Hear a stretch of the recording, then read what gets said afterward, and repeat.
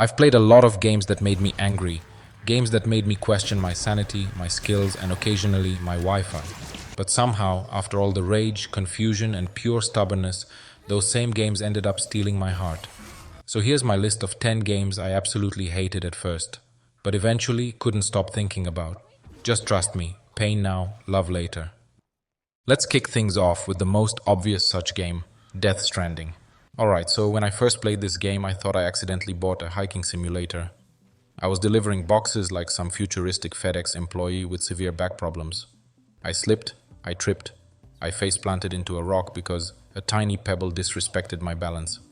And don't get me started on those ghost squid shadow things that grabbed me while I was just trying to mind my own business. I hated every second, until I didn't. Somewhere between building highways with strangers and carefully stacking cargo like it's Jenga, Apocalypse Edition, I fell into this weird Zen state. Suddenly I cared about my shoe's condition. I was scanning the terrain like a geologist on a caffeine overdose. It became less about delivering stuff and more about connecting a broken world. I started crying over a bridge someone else built. That's when I realized the game wasn't boring. I was. Kojima turned walking into a lifestyle, and somehow I'm okay with that.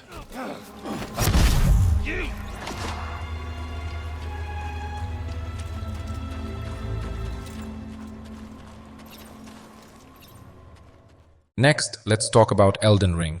I went into it full of confidence. I've played games before, I told myself, like an idiot. 10 minutes later, I was naked, afraid, and being beaten to death by a tree. A tree. Then came a horseman who killed me faster than I could say tutorial. I spent hours dying, googling build guides, and wondering why I hated myself. But somewhere during my 38th death, something snapped. Maybe my patience, maybe my soul, and I started to get it. I dodged at the right time. I landed a hit. I lived for more than 5 minutes. And that, my friend, was ecstasy. Elden Ring isn't just hard, it's emotionally abusive. But once I broke through the suffering and stopped treating every goblin like a boss fight, it opened up into the most magical, terrifying, and completely overwhelming world I've ever lost myself in. Now I dodge roll in real life. I'm not proud of it, but I understand it.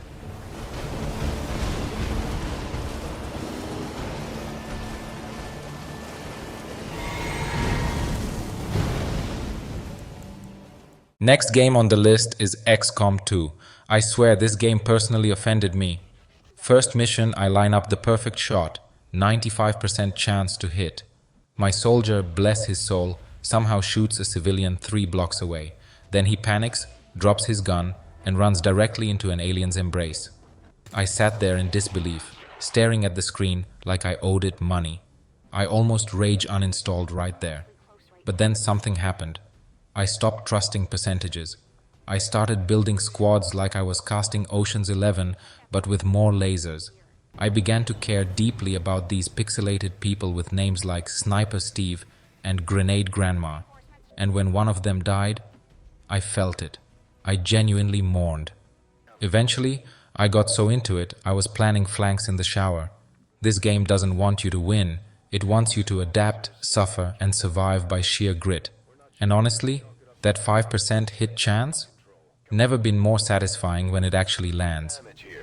Before jumping into combat, let's make sure we make the most of our advantage.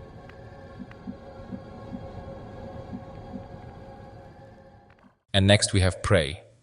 Playing this game for the first time is like being shoved into a haunted IKEA with aliens pretending to be coffee mugs. I opened a drawer, got attacked by a stapler. I walked into a room, the chair twitched, and I ran for my digital life. I hated it.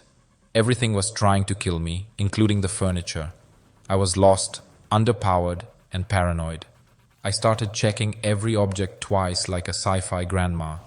But then I unlocked some powers, like throwing objects with my mind or turning into a teacup because, why not? Suddenly, I was the mimic. I outsmarted aliens, hacked turrets, and turned every room into a trap-laden fortress of nerdy revenge. And the story? Holy plot twist. By hour 10, I wasn't playing a game. I was living in it. I still don't trust chairs to this day. Prey went from, why am I doing this to myself, to, this is the smartest, sneakiest game I've ever fallen in love with.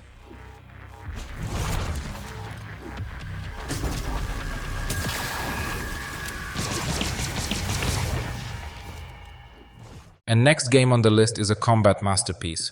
Sekiro doesn't teach you, it slaps you. Then it slaps you again for not dodging the first slap. I died so much I thought my controller was haunted.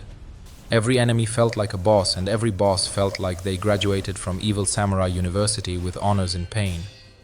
At first I was button mashing like a toddler with anger issues. Then I realized Sekiro isn't about slashing, it's about rhythm. Parry, parry, slice. Miss one beat and you're soup. But the moment I landed a perfect deflect streak, I screamed so loud my neighbor knocked on the door. And when I finally beat Genichiro after hours of suffering, I stood up and applauded my TV like a weirdo. Sekiro makes you earn every single victory. It broke me, humbled me, and rebuilt me as a shinobi with caffeine-induced reflexes. I hated it with passion, until it made me feel like the deadliest dancer in feudal Japan.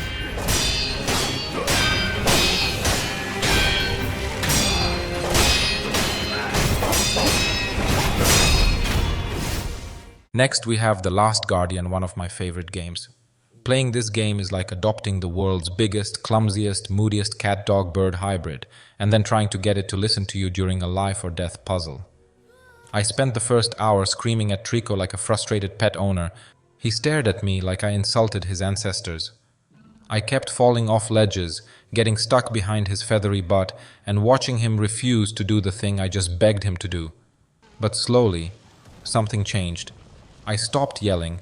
I started understanding him. We bonded.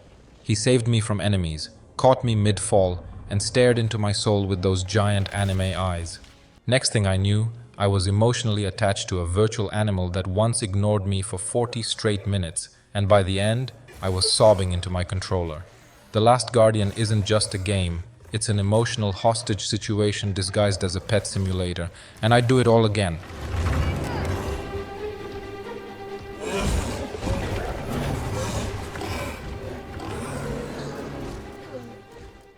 And next we have the most underrated Far Cry game. When I started Far Cry Primal, I had no guns, no map, and no clue what was happening. My character spoke in caveman gibberish, and I was thrown into the wild with a stick and told, "Good luck." I died to wolves, I died to bees, and once I died because I accidentally poked a mammoth. I hated it. It felt like someone gave Skyrim to a caveman and said, "Make it work." But then I tamed my first saber-toothed tiger, and everything changed. Suddenly, I wasn't prey. I was a prehistoric badass. I was riding woolly rhinos into battle, hurling firebombs, and commanding an owl to drop death from above. Once I embraced the madness, it became one of the most unique Far Cry games I've played. It's weird, it's wild, and it made me feel like the angriest zookeeper in 10,000 BC. I went from grunting in frustration to grunting in pure caveman joy.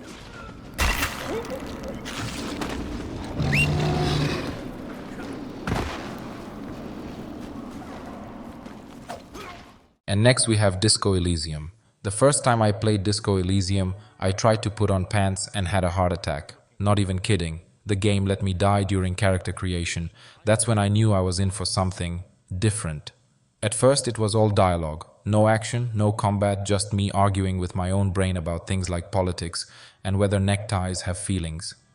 I had no idea what was happening, but the writing, oh man, the writing hooked me. It's like reading a novel written by a genius and illustrated by a raccoon with a paintbrush. As I got deeper, I realized I wasn't playing a cop, I was a disaster with a badge.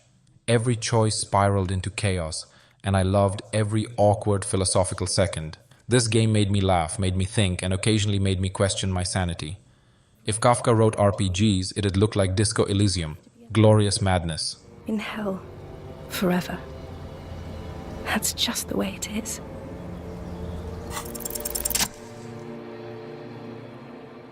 Second last game on today's list is Fallout 4. I jumped into it ready to be a wasteland hero. 10 minutes later, I was hoarding duct tape like it was currency and being yelled at by Preston Garvey about another settlement. I was overwhelmed. The UI confused me, my weapons were garbage, and I spent more time scrapping broken fans than shooting anything. I hated the base building, I hated the inventory management. But something weird happened. I found myself organizing junk like a post-apocalyptic Marie Kondo. I built a water purifier. I named the turret Jeff. Before I knew it, I was knee-deep in building the perfect mutant-proof neighborhood. Then I got into the stories, the companions, the crazy vault experiments. Fallout 4 grew on me like radioactive fungus. Once I stopped expecting perfection and embraced the chaos, I was hooked. Now every time I hear that old 50s music kick in, I smile like a junk-slinging lunatic.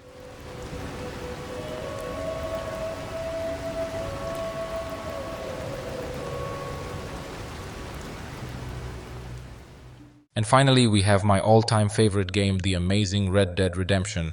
My first 2 hours of this game felt like cowboy punishment. I tried looting a drawer. Arthur opened it slower than my grandma checking soup. I got on my horse and accidentally punched a guy instead of greeting him. Then the whole town chased me like I stole their cattle and their dignity. It was so slow, so picky, so realistic. I wanted to love it, but I felt trapped in cowboy simulator purgatory. Then, after a few hours, something clicked. I stopped rushing. I started watching the sunsets. I shaved my beard, cleaned my gun, and realized I was living inside a Western movie. Arthur Morgan's story began to hit me in the chest. I grew attached to my horse. I started fishing for no reason, and when the game finally broke my heart, I let it. Red Dead 2 went from "why is this drawer animation 10 seconds" to "this is the greatest narrative journey I've ever played."